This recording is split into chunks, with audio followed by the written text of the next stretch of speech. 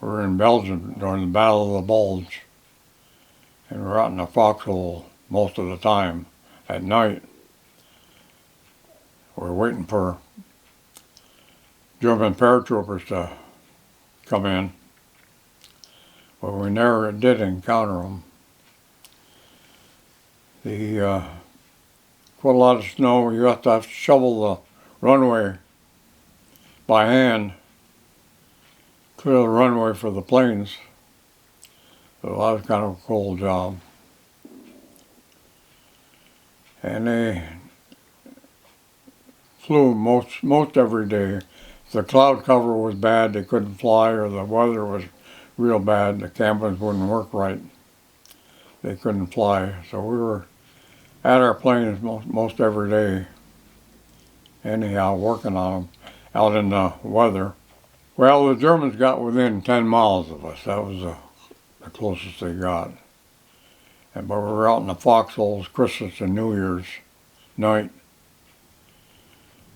waiting for the enemy. But it was a hard time for everybody at that time. I guess maybe we had it softer than most of the GIs. At one time, we took pictures of I think it was 12 planes. They flew 1,200 square miles of mapping on one flight. They had 3 times more German planes after them. Of course, we didn't have any armament of any kind. Because if you give them armament, but they stay in flight, they'd lose their pictures. So they wanted to make sure they got their pictures back. So they did a lot of mapping of where the Germans were and what equipment they had and where it was. And if it hadn't been for that, taking pictures, it'd been hard to say when the war had ever been over. We lost a lot of pilots because they were always, Luftwaffe was after them when they saw the P-38s. They knew what they were after, pictures. So we lost quite a few pilots. And once in a while, a few times our plane had gone down on other fields, so we had to take parts as best we could and fly them in and work on the planes in other fields, maybe 150, 200 miles away. At a UC-78 Cessna, they used that plane for. When the weather was bad, we had time to fool around and do things we shouldn't do. We had a couple planes, we had the wings off, German planes, we used to race around the field outside of the runway with them. One got away from me one day. I headed for the river, and I didn't think I was going to stop, so I just cut the engine and jumped out. So it didn't go in the river, but almost. So I swung the tail around and put it in a rut and cracked the throttle and got out, spun that big 7-foot prop. And I had the throttle a little advanced too much, and it came back, and I got out of the way, but it just rubbed my jacket, put a little mark on my jacket. And it went up, hit a sign by the runway, and the plane ended up on the runway. So about that time, the MPs had me. So he said, the plane's on the runway now. How are you going to get that off? I said, give me 5 minutes and I'll get it off. So I ran down to our outfit and jumped on a rubber-tired cleat track and went to snaked the plane off the junkyard with a chain. Well, in the meantime, I sent quite a lot of stuff home. We could send war souvenirs home, so I sent home rifles, pistols, daggers. I sent an airplane engine home. The the Germans came over and taking pictures at night, so we had to figure they're going to bomb us, so we had to move the plane from one field to another. And I had a lot of taxiing of the P-38s, the master sergeants and the staff sergeants. I was only a corporal, so I couldn't lose my rank very much rank. They were afraid to lose their rank because they wreck a plane. Because I did a lot of taxiing, one field to the other, and at that time we were in Germany, I guess. Then there was we had to reckon the compass, so we had to go about 1.5 miles in order to get to a place where they could work on the compass. No metal around. So I used to have a job taxiing a plane to about 1.5 miles each way. Oh, there's a lot of enjoyment to it, but a lot of hard work too. When we were in France, the V1s used to come over quite low all the time,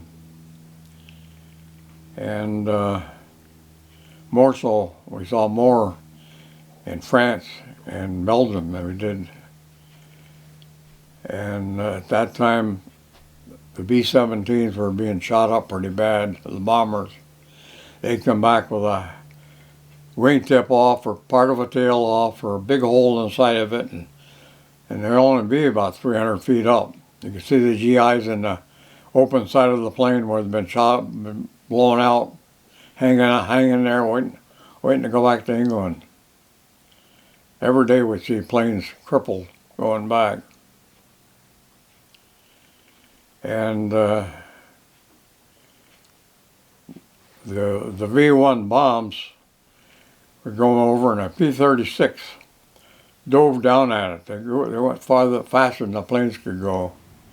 So they were going, I would say, probably close to 400 miles an hour. And the P-36, I think it was, dove down at it and shot it down. So another fellow and I was out about 4 o'clock in the afternoon. Another fellow and I figured, well, let's go over and take a look and see what damage it did. So we walked. It was very farther than what we must have been, at least 3 miles away. It didn't look to be only about a half a mile away. So we got there just dusk, so we could see what damage it had done, blown all the hedgerows around, cut them right off about 10 foot from the ground, and blew a big hole where it landed. And we got farther in Germany. They were still, now I don't think in Germany, and probably near the German border. They're the V2 rockets. You could see them going up in the air. They were still working on England, trying to cripple England. Saw one jet. I was out I had to come back to my tent for some reason, and I was the only one around. And this big jet came over, right over my head. Well, not directly over my head, just so low that I could see the pilot. And he went through all the field real low, and finally the ACAC started shooting at him, and then he put on he probably going 600 miles an hour when he left the field. He'd been coming over probably about maybe 150. So it was real plane. I could see him now. I could see him with his helmet on and right in the cockpit of the plane. That's the only jet I ever saw overseas. When the war was over, the Germans used to fly in their planes to surrender at our field. They didn't want to tangle with the Russians because the Russians didn't treat them very well. So we had, I don't know, 2-3 dozen planes that landed. If they flew around the field with their wheels down, the ack-ack wouldn't shoot them down. So they were safe in coming in and landing. And that one field at VE Day, there was a big hangar with all civilian aircrafts. And before the Germans left, they blew the second floor off.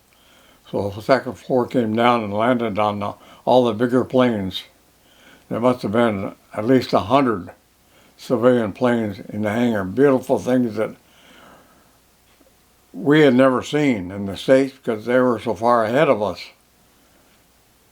really, than we were. Most beautiful planes that you'd ever run across. No, after the war was over, I think about less than 2 weeks, we had a chance to go there. We're only about 60 miles away. Not Buchenwald, I think. Can't pronounce it right. And we went there and spent the afternoon there looking around. Oh, there were still bodies there. Bones, piles of ashes. And a few people there left, not too many though. They had cleaned it out pretty well. And there was a wagon going up the road with still some bodies on. Bones. They had exotic animals there, the Germans had. They used to feed some of the bodies to the animals to get rid of them. And the bones, they give it to, they didn't know at the time, they gave the prisoners bones and rotten cabbage and everything to eat. They'd boil it and make soup. Never knew what they were eating. It was just, the concentration camps were terrible. The prisoner of war camps weren't as bad, but they were bad, but not as bad as the concentration camps. The pictures, I think it was about, somebody estimated it was about 80,000 people went through the concentration camp.